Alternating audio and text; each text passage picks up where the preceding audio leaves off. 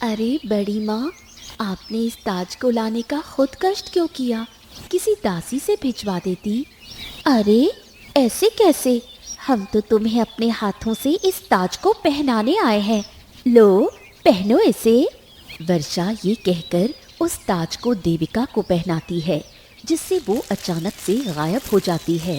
अरे ये मुझे क्या हो रहा है? हमने तुझे पाताल लोक भेजने के लिए इस मायावी ताज को तुझे पहनाया है। अब तू जाएगी पाताल लोक और मेरी बेटी बनेगी इस राज्य की रानी। वो दोनों माँ बेटी हंसते हुए वहां से चली गईं और राजकुमारी देविका अपने सर पर सजे ताज के जरिए धरती लोक से गायब हो गई। राजा वीर सिंह की 2 रानियां थीं और इन दोनों से उन्हें एक एक पुत्रियां थीं। एक दिन महल के कक्ष में रानी सुनैना ने राजा से कहा, महाराज, मैं अब रानी रीटा के साथ इस महल में नहीं रह सकती। आप इन्हें यहाँ से ले जाएं। ये आप क्या कह रही हैं रानी सुनैना? भला उन्हें मैं कहाँ भेज दूं? कहीं भी, क्योंकि ये महल मेरा और मेरी बेटी का है। इस पर उनका कोई अधिकार नहीं है। जी नहीं रानी सुनैना, जितना ये महल आपका है उतना ही उनका भी है। राजा ये कहकर वहां से चले गए। तब रानी सुनैना गुस्से में चाकू लेकर रानी रीटा से कहती हैं, सुन, अगर तू अपनी बेटी की जिंदगी चाहती है तो यहाँ से चली जा, वरना मैं तेरी इस बेटी को अभी जान से मार डालूंगी। नहीं रानी सुनैना, ऐसा मत कीजिए, छोड़ दीजिए मेरी बेटी को। ठीक है, तो अभी इसी समय यहाँ से अपनी बेटी को लेकर हमारी जिंदगी से बहुत दूर चली जा और कभी वापस मत आना। ठीक है, मैं कभी वापस नहीं आऊंगी। रानी रीटा ये कहकर वहां से रोती हुई अपनी मासूम बच्ची को लेकर चली गई। उनके जाने के बाद रानी सुनैना राजा के पास बगीचे में आकर कहती है, महाराज, आपकी वो चहेती पत्नी रीटा मेरे सारे गहने लेकर यहाँ से भाग गई है। ये तुम क्या कह रही हो? होश में तो हो? जी ये देखिए, उसने ये खत आपके लिए छोड़ा है, जिसमें साफ लिखा है कि वो आपके साथ नहीं रहना चाहती, इसलिए वो अपनी बेटी देविका को लेकर यहाँ से हमेशा के लिए जा रही है। रानी सुनैना की बात सुनकर राजा बिना कुछ बोले वहाँ से चले जाते हैं। महल से दूर एक जंगल में रानी रीटा अपनी बेटी देविका के साथ एक टूटी फूटी झोपड़ी में रहने लगी और ऐसे ही 15 वर्ष गुजर गए। एक दिन रीटा देविका से कहती है, पुत्री देविका, आप कहाँ जा रही हैं? माँ, मैं मोती हिरण के साथ खेलने जा रही हूँ। अच्छा, लेकिन ध्यान से जाना और मोती का भी ख्याल रखना। हाँ माँ, ठीक है, चलो मोती। और फिर वो दोनों जंगल में जाकर खेलने लगी। अचानक वहाँ पर राजा वीर के साथ शिकार पर आई राजकुमारी वर्षा उस मोती हिरण का शिकार करती है, जिसे देख देविका रोने लगती है। तुमने मेरे मोती को मार दिया, तुम बहुत बुरी हो। तुम्हें जरा भी इस मासूम पर तरस नहीं आया? बंद करो अपना ये रोना धोना, और वैसे भी ये जानवर होते ही हैं हमारे शिकार के लिए। तुम्हें किसने हक दिया है किसी मासूम की जान लेने का? दुष्ट कन्या, तुम्हारी इतनी हिम्मत! अभी राजकुमारी वर्षा कुछ और बोलती कि उससे पहले राजा बोले, हाँ, आप मेरी पुत्री देविका है ना? मेरी और रानी रीटा की बेटी? जी पिताजी, आपने मुझे पहचान लिया। हाँ, मैं अपनी बेटी को कैसे भूल सकता हूँ? तुम्हारी उस धोखेबाज माँ ने तुम्हें इतने सालों तक हमसे दूर रखा, लेकिन मैंने तुम्हें पहचान लिया मेरी पुत्री, पहचान लिया। नहीं पिताजी, मेरी माँ धोखेबाज नहीं है, बल्कि बड़ी माँ ने मेरी माँ को महल से निकाला था। तभी रीटा भी वहाँ आ गई और फिर रानी रीटा राजा को सारा सच बताती है, जिसे सुनकर वो उन दोनों को अपने साथ महल ले आते हैं, जहाँ राजा रानी सुनैना से गुस्से से कहते हैं, रानी सुनैना, आपसे हमें ये उम्मीद नहीं थी। आपने रानी रीटा के साथ जो किया, अब उसके बदले में हम हमारे राज्य की अगली रानी राजकुमारी देविका को घोषित करते हैं, और अब ये शाही ताज इनका है। पिताजी, बड़ी मैं हूँ तो मैं रानी बनूंगी, देविका नहीं। हाँ, आप बड़ी हैं, लेकिन आपकी माँ ने इन दोनों के साथ बहुत नाइंसाफी की है। इसीलिए मेरा इंसाफ ये कहता है कि इन्हें इनका सब कुछ वापस हमें लौटा देना चाहिए। इसीलिए आज से ये सब इनका है। राजा ये कहकर वहाँ से चले गए, जबकि वो दोनों माँ बेटी गुस्से से तुरंत तांत्रिक दक्ष के पास जाती है। ओम नमो नभे, ओम नमो नभे। तांत्रिक दक्ष, हमारी मदद कीजिए। अरे राजकुमारी सुनैना, आप यहाँ? और बताइए, मैं आपकी क्या मदद कर सकता हूँ?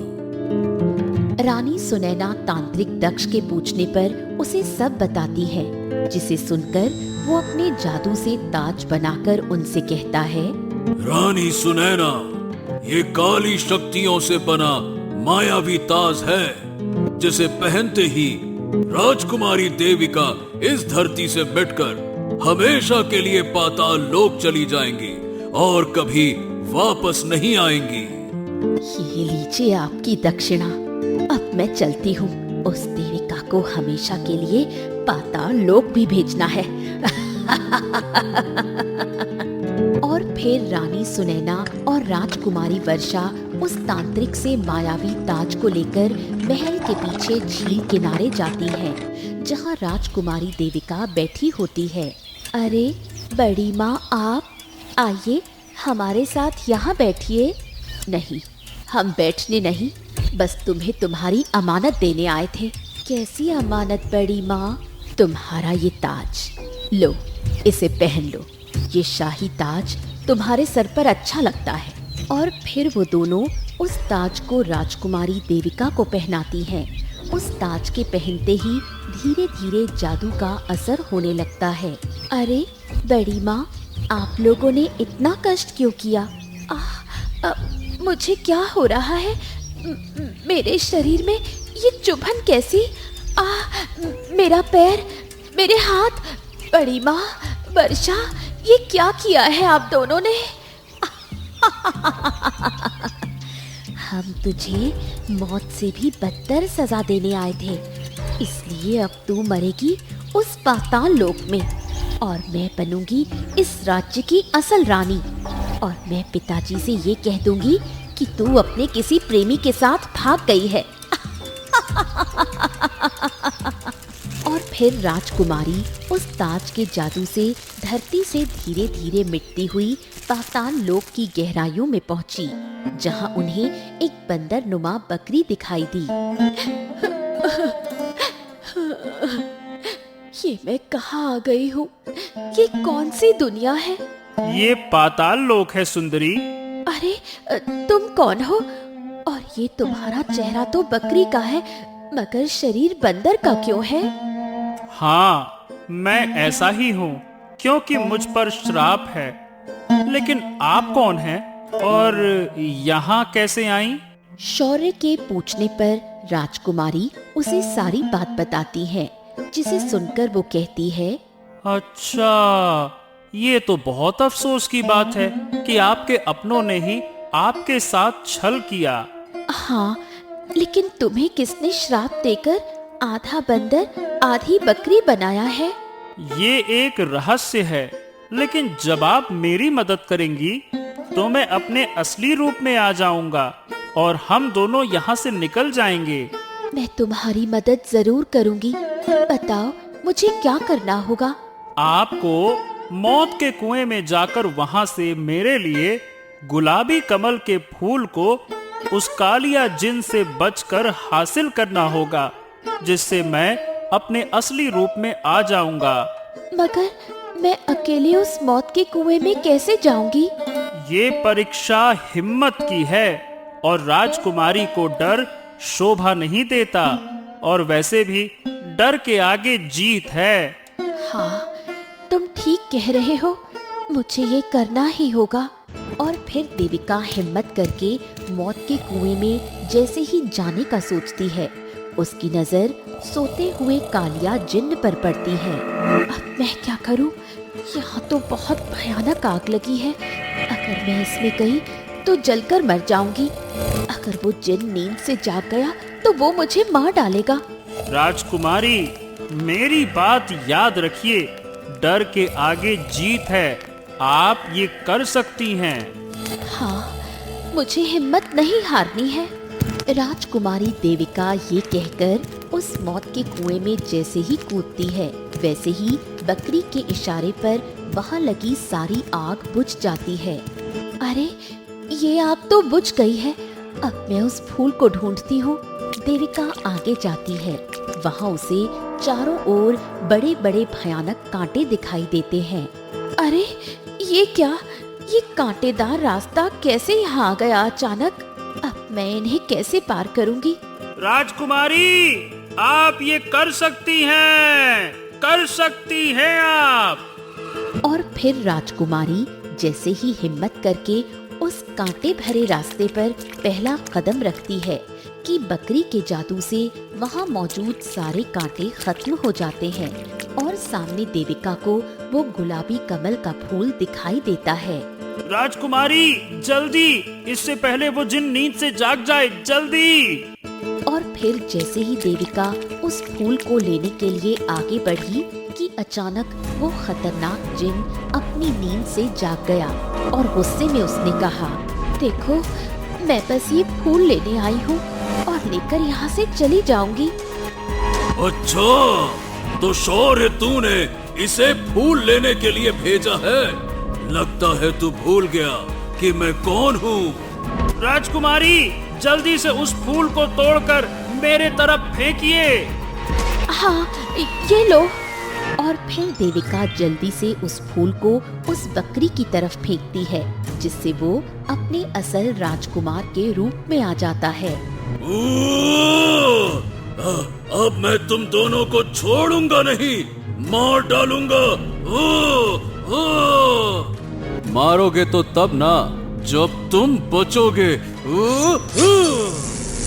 और फिर राजकुमार शौर्य ये कहकर अपनी जादुई तलवार से उस जिन्न पर वार करते हैं, जिससे वो जिन्न खत्म हो जाता है और उस जिन्न के मरते ही पाताल लोक खत्म हो जाता है और वो दोनों फिर से धरती लोक पहुंच जाते हैं।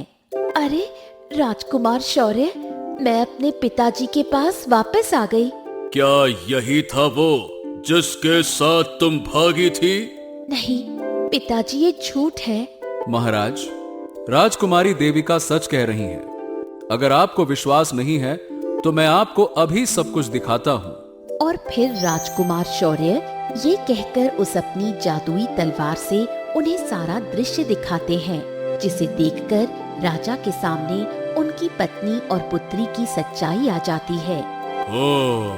आपने इतना बड़ा षड्यंत्र रचा।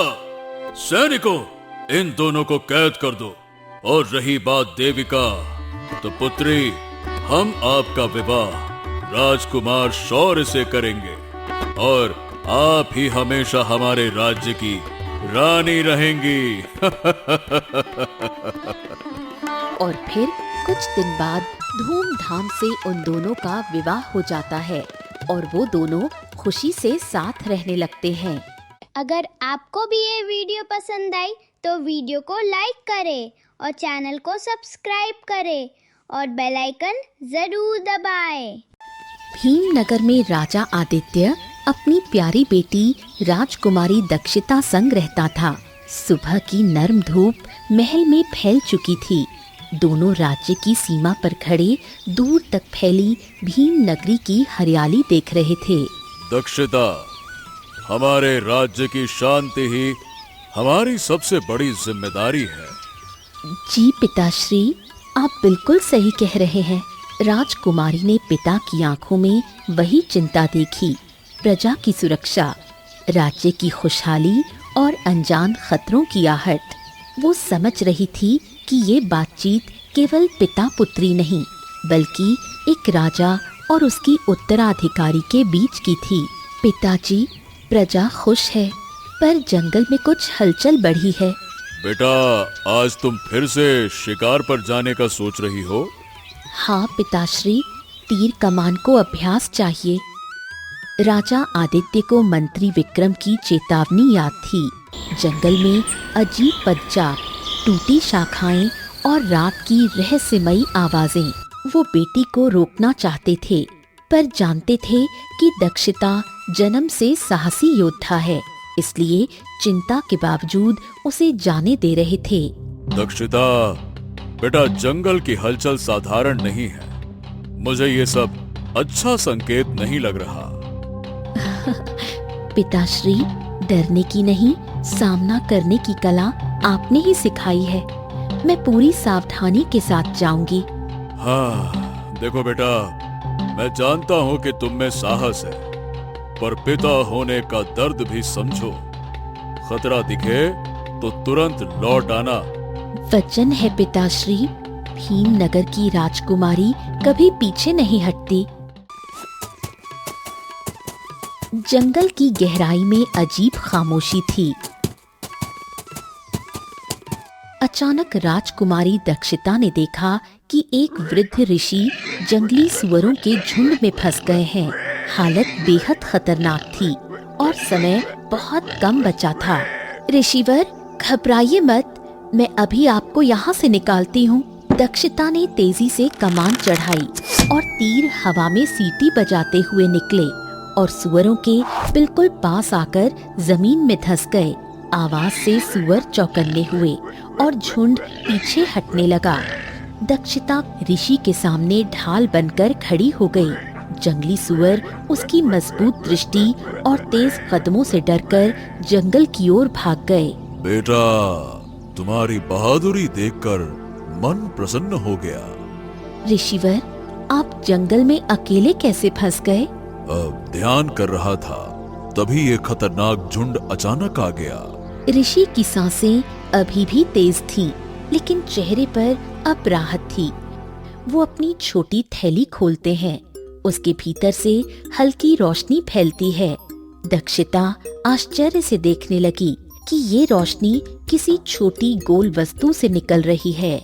बेटी, मेरी सहायता की है, उसके बदले ये जादुई अंडा स्वीकार करो। जादुई अंडा? ऋषिवर, इसका मैं क्या उपयोग करूंगी?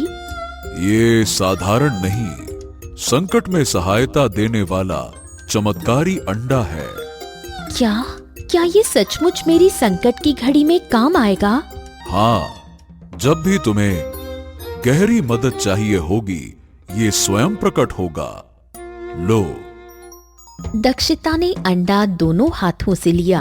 अंडा छूते ही उसमें से एक हल्की गर्माहट उठी, जैसे वो जीवित हो। उसे एक अनजानी ऊर्जा महसूस हुई, मानो भविष्य में ये अंडा एक बड़ा रहस्य खोलने वाला था। ऋषिवर, ये वरदान मैं आदर से स्वीकार करती हूँ। इसे सहेज कर रखना, ये तुम्हें किसी बड़े संकट से बाहर निकालेगा। ऋषि के ओझल होते ही कुछ देर बाद मंत्री विक्रम दूर से अपनी काली तंत्र विद्या के साथ दक्षिता पर नजर रखने लगा। जंगल से लौटने पर उसे अजीब घटनाएं घेरने लगीं। एक दिन महल के पास अचानक एक भारी पेड़ ठीक उसके सामने गिर पड़ा। ये कैसे गिर सकता है? हवा भी नहीं चली। राजकुमारी, आपको चोट तो नहीं आई? नहीं, जैसे ही पेड़ गिरने वाला था, जादुई अंडा चमक उठा और एक अदृश्य शक्ति ने मुझे पीछे खींच लिया। सब वापस चले गए। अगले दिन दक्षिता महल के बगीचे में अभ्यास कर रही थी कि अचानक ऊपर से पत्थर का बड़ा टुकड़ा गिरने लगा। तभी वो अंडा राजकुमारी के पास से उछल के गिरने लगा। राजकुमारी उसे झुककर पकड़ने लगी और 2 कदम आगे बढ़ गई। तभी वो पत्थर उसके सामने जमीन में धंस गया। अरे ये क्या, इतना भारी पत्थर अचानक ऊपर कैसे टूटा? ये कोई संजोग नहीं हो सकता। महल में कोई न कोई घटना रोज होने लगी। राजकुमारी को मारने की कोशिशें बढ़ रही थीं, पर अंडा अदृश्य ढाल बनकर हर बार उसे बचाता रहा। उधर मंत्री विक्रम दूर से काले धुएं में कोई मंत्र फूंकता दिखता, फिर गायब हो जाता। एक शाम मंत्रियों की सभा से लौटते हुए दक्षिता की तरफ अचानक एक अनजान तीर आया।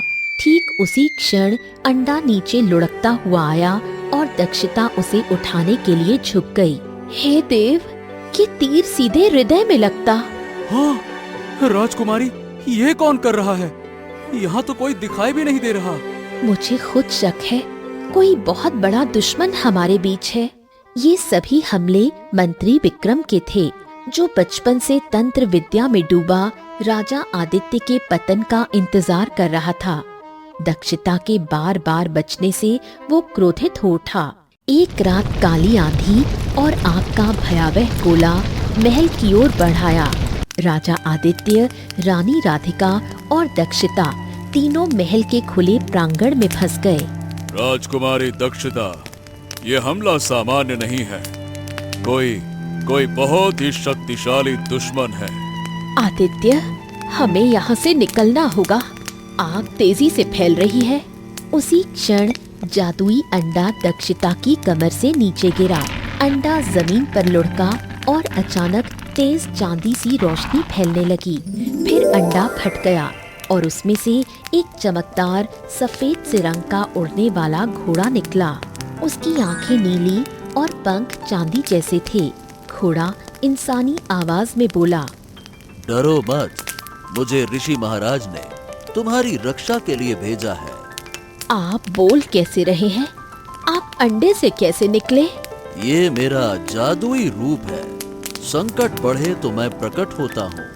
क्या ये हमारे लिए भेजा गया रक्षक है? जी पिताश्री, ऋषि ने कहा था संकट में ये स्वयं प्रकट होगा। जल्दी कीजिए, आप सभी लोग मेरी पीठ पर बैठ जाइए। आइए। तीनों बिना देर किए उसकी चौड़ी पीठ पर बैठ गए। घोड़े ने पंख फैलाए और जोरदार हवा का झोंका उठा। घोड़ा आकाश में दूर तक उड़ता गया। नीचे पूरा राज्य आग और डर से कांप रहा था। दक्षिता, ये सब कैसे संभव है? तुमने ये अंडा कहाँ से पाया? जंगल में एक ऋषि को बचाया था, उन्होंने ये वरदान दिया। बेटे, तुम्हारा साहस ही आज हमारी रक्षा बना। जादुई घोड़ा पहाड़ों को पार कर अंधेरी गुफा में उतरा, जहाँ राजा आदित्य, रानी राधिका और दक्षिता भय और भ्रम में थे। घोड़ा कुछ पल रुककर धीरे से बोला, अब आप सभी सुरक्षित हैं। राजा आदित्य ने गहरी सांस ली, लेकिन उनके भीतर बेचैनी बाकी थी। अब तुम हमें यहाँ क्यों ले आए और राज्य पर इतना भयानक हमला क्यों हुआ? मैं राज्य में जाकर देखता हूँ कि असली दोषी कौन है। अकेले जाना ठीक है, वहाँ खतरा बहुत बड़ा है। मुझे कोई नहीं रोक सकता, मैं जल्द ही लौट आऊंगा। घोड़ा पंख फैलाकर जोरदार हवा के साथ आकाश में उड़ गया। राजा, रानी और दक्षिता एक दूसरे को देखने लगे।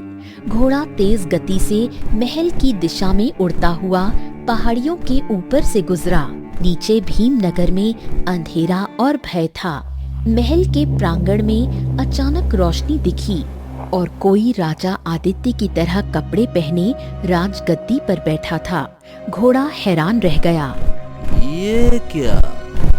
राजा तो गुफा में है, तो फिर ये कौन है? उसने और करीब जाकर देखा। वो चेहरा, वो आवाज, सब राजा आदित्य जैसा, पर आंखों में अजीब सी काली चमक। महल के सैनिक उसी नकली राजा को झुककर प्रणाम कर रहे थे। प्रजा भी उसके आदेशों पर चल रही थी। घोड़ा और नीचे उतरा और वो दृश्य देखकर दंग रह गया। गोपाल और राजू जेल में कैद थे। घोड़ा तेजी से वापस गुफा की ओर लौटा। क्या पता चला? हमला किसने करवाया? ये सब आप ही करवा रहे हो। ये कैसा मजाक है ये? मैं तो यहाँ हूँ, मैं कैसे करवा सकता हूँ? मेरा मतलब कोई भेष बदलकर उसने आपका रूप ले लिया है। भेष बदलने वाला? लेकिन कैसे और क्यों? उसने राजा की गद्दी पर कब्जा कर लिया, राजा के ईमानदार सैनिक तक को जेल में डाल दिया। राजा आदित्य क्रोध से चिल्ला उठे। ये कौन विश्वासघाती है? मैं उसे छोड़ूंगा नहीं। मेरे पास दिव्य शक्ति है, मैं दूर का देख सकता हूँ। देखिए, कृपया अभी देखिए कि असली गद्दार कौन है। घोड़ा अपनी आंखें बंद कर स्थिर हो गया। उसके पंखों पर हल्की चांदी सी चमक फैलने लगी। हवा में कंपन हुआ, जैसे समय ठहर गया हो। कुछ क्षण बाद उसने आंखें खोली। वो तो आपका मंत्री विक्रम है। विक्रम? वही जो वर्षों से हमारा वफादार बना रहा। हाँ, वो तंत्र विद्या जानता है। उसने आपका रूप धारण कर लिया है। रानी और राजा आदित्य दोनों का चेहरा गुस्से से लाल हो उठा। मेरे ही सामने बैठा रहता था और अब मेरा ही राज्य छीनने आया है। प्रजा उसकी बात कैसे सुन रही है? क्योंकि वो बिल्कुल राजा जैसा दिखता है। वो मंत्र से लोगों को भ्रमित कर रहा है। हमें तुरंत कुछ करना होगा, राज्य को बचाना है। आप चिंता न करें, मैं आपको सीधे वहीं ले चलता हूँ। चलिए। हमें तुरंत महल पहुँचना है। राजगद्दी गलत हाथों में नहीं रह सकती। चलो। घोड़ा अपने पंख फैलाकर नीचे झुक गया ताकि तीनों उस पर बैठ सकें। घोड़ा तेजी से आसमान में उड़ा। कुछ ही मिनटों में महल की ओर चमकती आग और अजीब अंधेरा नजर आने लगा।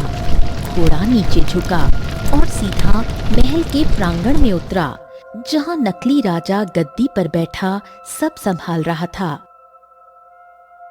अरे, ये कौन है? ये दूसरा, ये तो राजा जैसा दिखता है। हाँ, इसमें असली कौन है और नकली कौन है भाई? नकली राजा यानी मंत्री विक्रम राजा के रूप में ही गद्दी पर बैठा था, पर सबको वो राजा आदित्य जैसा दिख रहा था। उसने ऊंची आवाज में चिल्ला कर कहा, ये आदमी बहरूपिया है। ये मेरा रूप चुराकर राज्य पर कब्जा करना चाहता है। मैं असली आदित्य हूँ। ये तंत्र विद्या से तूने मेरा रूप बना रखा है। मैं जानता हूँ कि तू कौन है। तुम झूठे हो। प्रजा मेरी है और राजगद्दी मेरी है। उसी समय घोड़े की नजर नकली राजा के गले में डले एक काले ताबीज पर पड़ी जो चमक रहा था। घोड़ा आदित्य के पास आया। राजा जी, अगर मंत्री के गले का ताबीज टूटे तो जादू खत्म हो जाएगा। अरे पर मैं उस तक पहुंचूं कैसे? वो कड़ी सुरक्षा में है। युद्ध के बिना संभव नहीं है। उसका ताबीज उसे अजेय बना रहा है। रुकिए, मैं रास्ता निकालती हूँ।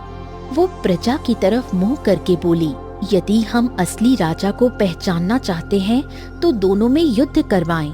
प्रजा में हलचल मच गई। हाँ, सही है भाई, युद्ध से पता चलेगा। दोनों लड़ेंगे तभी असली राजा सामने आएगा। सही है। नकली राजा विक्रम भी मुस्कुराया। उसे भरोसा था कि उसका जादू उसे बचा लेगा। ठीक है, तो युद्ध से ही निर्णय होगा। आदित्य ने तलवार निकाली। प्रांगण में घोर सन्नाटा छा गया। दोनों आमने सामने खड़े हुए।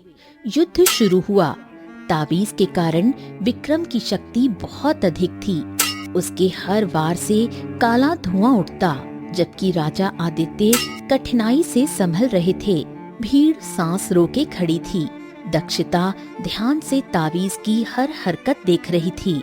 उसके गर्दन पे वार करो, वही कमजोरी है। तुम मुझे नहीं हरा सकते। मैं राजा हूँ, राजा। और झूठ ज्यादा देर तक टिकता नहीं विक्रम। एक तेज वार हुआ और आदित्य ने पूरी शक्ति से तलवार घुमाई और विक्रम के गले के तावीज की डोरी को काट दिया। तावीज के जमीन पर गिरते ही तेज धमाके जैसी चमक हुई।